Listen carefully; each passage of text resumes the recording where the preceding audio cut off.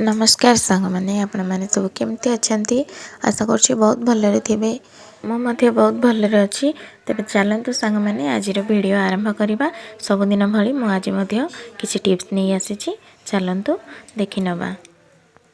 एठी देखंतु सांग मैंने आमर प्रथम टिप्स टी डाली उपर आम सबुदिन डाली व्यवहार करि थाउ तो सही डाली को आम किभली भाबे फ्रेश रखि परिबा।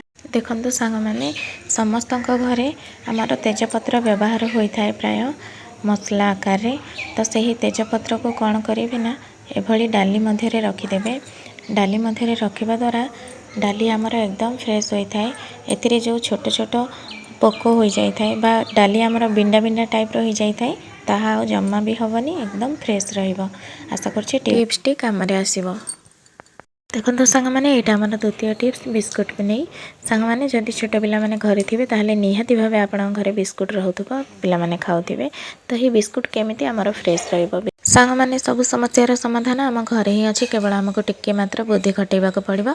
देखो आम ए कौन करवा फ्रेश रही अल्प किसी चीनी नहीं जावा चीनी को एभली भाव कौन करवा ना आम बिस्कुट भितर देदेबा बिस्कुट भितर एभली चीनी को रखे देदेबा पर कौन हम ना बिस्कुट एकदम फ्रेश रहिबो।